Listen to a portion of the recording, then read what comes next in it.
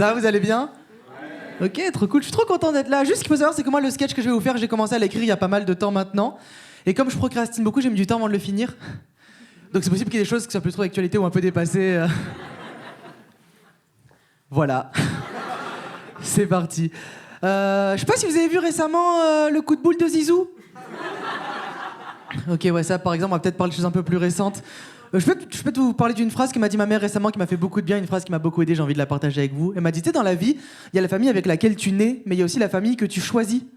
Il y a la famille que tu choisis, ça m'a fait beaucoup de bien d'entendre cette phrase, parce que j'ai pu me proclamer neveu de Diams. Et depuis que Diams c'est ma tati, ma vie elle est trop bien, quoi, je kiffe et tout. Juste, je sais pas si vous vous souvenez, il y a quelques années, Diams s'est converti à l'islam, vous vous souvenez de ça? Ça a fait polémique en France, les gens ils étaient choqués, on en parlait dans les médias, ça a fait des histoires et tout, moi aussi j'étais choqué. Pas pour les mêmes raisons que les médias.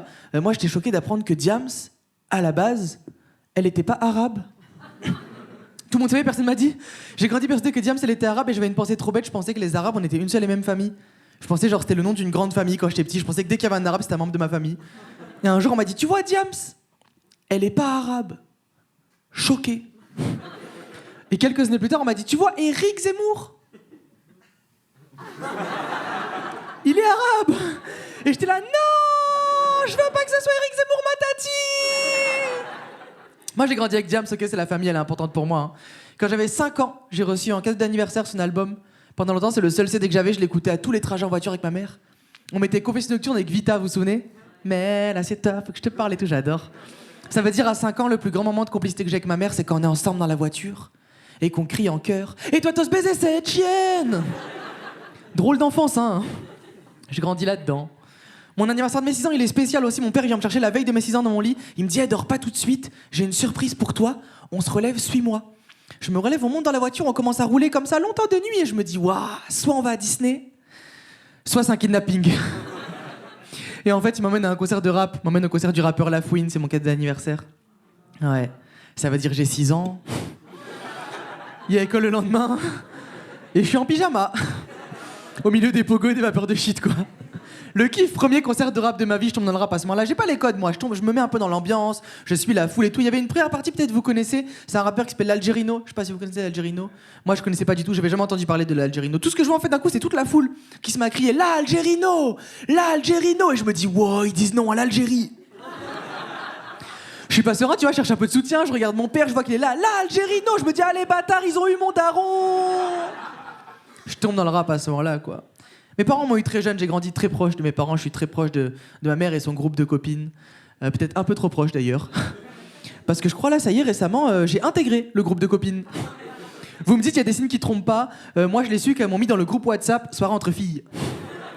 Et tu sais, on fait des soirées entre filles avec ma mère et ses copines, on sort, on kiffe et tout. Je me sens un peu à l'écart des fois parce que je suis le plus mature du groupe.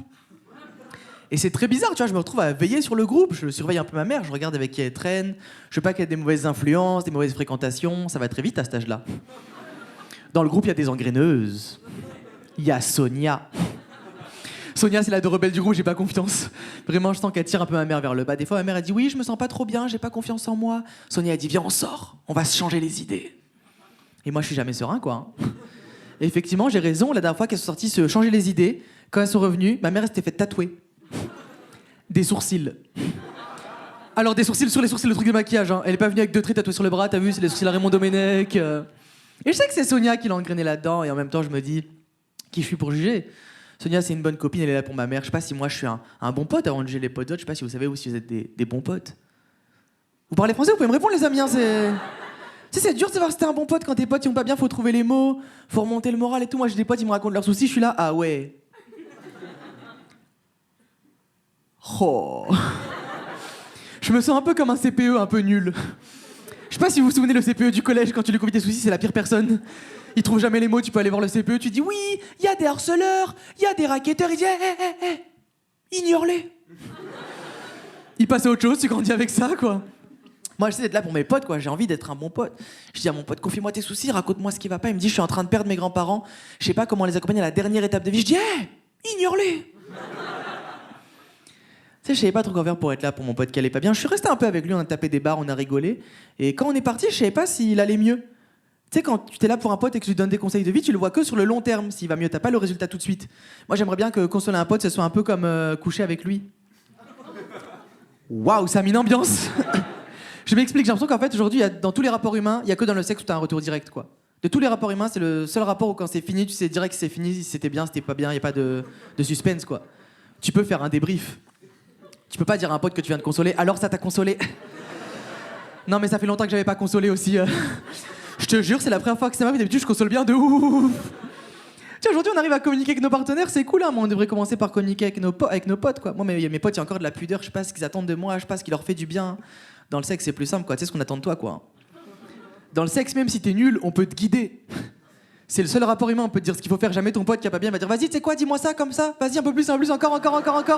Ah ouais, là, je kiffe. Ah ouais, là, oh, je sens plus mes jambes. Je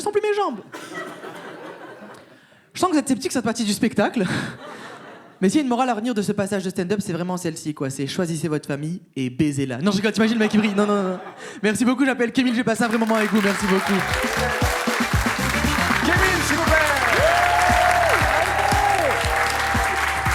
Arrêtez, je suis timide. Kémil, on va apprendre à te connaître comme tous les autres avec 10 questions très rapides. C'est parti. Je panique un peu. Kémil, quel est ton nom? Oui, Quel est ton prénom? bien sûr. Quel est ton âge? 24 ans, Quel est ton groupe sanguin et ton groupe préféré? O+, et ozone. Quel est le mot le plus compliqué que tu connaisses dans la langue française? Dyslexie, Écraser une araignée ou la laisser vivre dans ta chambre? la laisser vivre dans ma chambre. Quel est cet animal? Non, c'est un bruit que j'ai fait là, mais c'était pas... C'est un âne. Non. Perdu. Oh, c'est une autruche. Ok, Mâle. en chaleur. Ça fait un truc genre... Comme un pigeon, mais d'1,50 m. Ok. Ou quelqu'un qui va vomir, vraiment, c'est le ou. Ouais. Camille, 12 000 euros tout de suite là maintenant, ou pondre des œufs d'or tous les matins, mais format autruche. 12 000 euros là maintenant. Un éléphant avec une fracture ouverte, mourant, est devant toi. À ta gauche, tu as un fusil 22 mm. À ta droite, tu as une flacon d'huile essentielle de lavande. Tu lui mets une dernière d'huile derrière les oreilles, ou est-ce que tu l'achèves avec le fusil? Un peu d'huile et de l'homéopathie, j'y crois, ça peut repartir. C'était l'interview très rapide de Kémil, s'il vous plaît.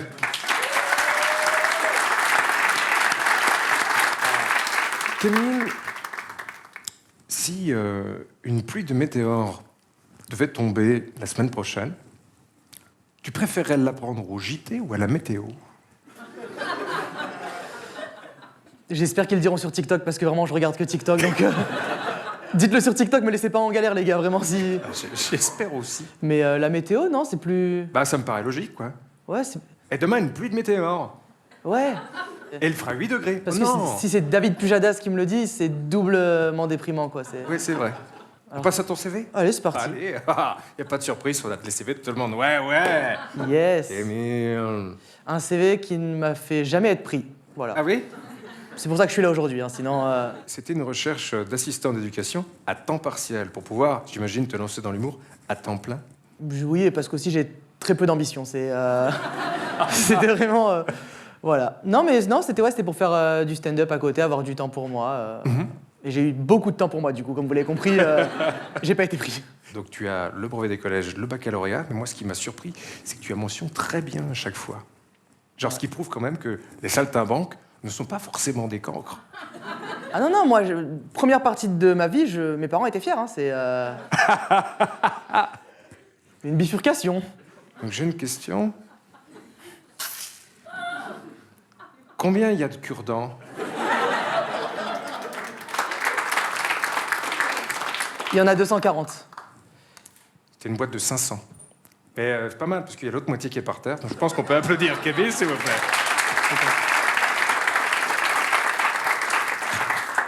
Alors, j'ai vu que tu avais travaillé en camping, genre en camping dit traditionnel, avec on monte sa tente et tout ça. Ouais, avec des vêtements, avec... Avec des vêtements, un réchaud et tout ça. Ouais, des mobil-hommes, des danses du camping. Alors du coup, j'avais une question, par rapport aux tentes de secondes. Qu'est-ce que tu trouves le plus long?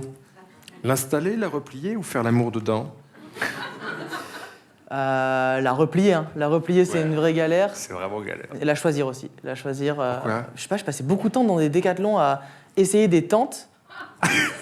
Je sais pas, ça vous le fait pas, non? Ok, peut-être chez moi que je suis fou, mais quand je veux acheter un objet, Je veux le meilleur possible. Et je me souviens vraiment, avant de partir en saison, avoir passé peut-être une journée dans un décathlon à choisir chacun des meilleurs objets pour au final dormir très mal, quoi. Donc c'est beaucoup de budget, très peu de confort. Il y a un moment donné, moi, quand je t'ai rencontré, tu t'appelais Kémil le comique. Pourquoi? C'est pour pas qu'on te confonde avec Kémil le prédateur de Sainte-Honorine ou c'est... Non, c'est pour vraiment faire la distinction entre le moment professionnel et le moment où je suis Kémil le prédateur de Saint-Honoré. Donc, qu'on mélange pas travail et vie de famille, finalement. Donc, Et il y a un moment donné où tu as ditché, tu t'es débarrassé du supplément Le Comique. non, il est toujours sur les réseaux sociaux. En fait, c'est juste Kémil dans la vraie vie, mais Kémil s'est déjà pris par un autre mec qui m'a proposé de lui racheter pour 1 000 €. Et j'ai dit, je vais mettre Le Comique, c'est pas grave, t'inquiète pas. J'aurai un nom de merde, mais j'aurai 1000 balles, quoi. T'as mis du temps à dire que t'étais humoriste ou pas? Je dis le mot comique devant les gens, et quand je rencontre la belle famille, je dis comédien. Cette nuance, parce que c'est compliqué. Mais bien sûr. Il y a quelque part, on se met en scène, on fait des blagues, t'as rigolo.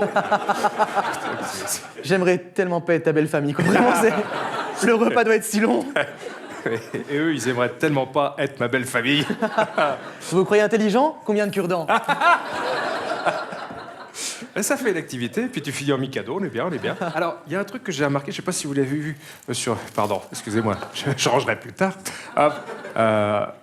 Sur cette photo, je me suis permis d'aller chercher un chouïa plus loin en zoomant. Hein. Je veux dire, j'ai fait comme ça, comme sur Instagram, mais ouais. Dans un premier temps, j'aurais vu. En revanche, en faisant un zoom un peu plus précis, j'ai pu remarquer derrière ton oreille droite qu'il y avait derrière, en élément de décoration, un attrape-rêve. C'est vrai. À l'attrape-rêve, ça a été inventé du coup par les tribus autochtones. Et ça a été récupéré par les daronnes blanches. Oui, complètement. Qui font des burn-out et qui achètent des bouddhas et des attrape-rêves, quoi, tu vois, donc...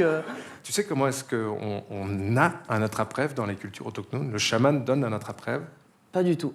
à quelqu'un qui a sauvé une araignée, figure-toi. Et hasard des trucs, on n'a rien préparé. Dans la question « écraser une araignée ou la laisser vivre dans ta chambre », tu as dit « la laisser vivre dans ma chambre ». Arrêtez.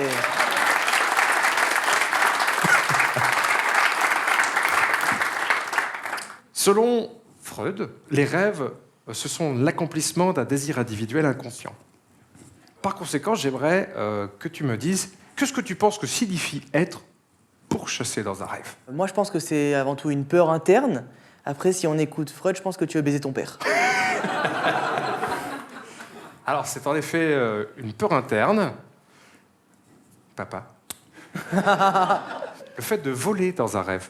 Je pense que c'est un désir de liberté, un besoin de légèreté. Mais je sais pas si tu connais Freud. Je crois que tu veux baiser ton père. Et c'est exactement ça, en fait. C'est du positif, c'est se sentir libre, c'est le chemin du succès, c'est les opportunités, c'est la volonté, la légèreté, la volonté. Donc je te souhaite de voler dans tes rêves. Est-ce qu'il y a un rêve en particulier que vous faites, qui est assez commun à tout le monde, un cauchemar? Perdre ses dents, en effet, il est là. Qu'est-ce que ça veut dire, perdre ses dents? Alors là, j'ai pas la réponse de Freud, mais je pense que tu veux baiser ton père. Vraiment, je pense que... Donc j'aimerais, avant de partir, Kémil, d'une part te demander, mais qu'y a-t-il dans ce coffre? Xavier Dupont de Ligonnès. J'aimerais beaucoup. Et c'est perdu. En revanche, j'aimerais du coup t'offrir cette petite boîte. Je te propose de découvrir ce cadeau devant tout le monde. Prends-le dans tes mains, fais ce que tu as à faire. J'aurais aimé qu'il crie, Non, car je suis l'ami des bêtes. Exactement. Je l'ai laissé vivre. Kémil, je pense qu'on n'aura plus jamais besoin de ton CV. On vous rappellera. Merci beaucoup, Kémil. Merci beaucoup. C'était le Late Comedy Show avec ce soir Raphaël Villemès, Johan Bertetot, Louane Protin, ainsi que Kémil. Ouais. Des humoristes que vous pourrez retrouver au Micro Comedy Club à Nantes notamment, et sur les réseaux sociaux. N'hésitez pas à aller les suivre pour les faire grandir encore et encore. Et nous, on se retrouve une prochaine fois au Late Comedy Show afin de, pourquoi pas, enfin savoir ce qu'il y a dans ce coffre.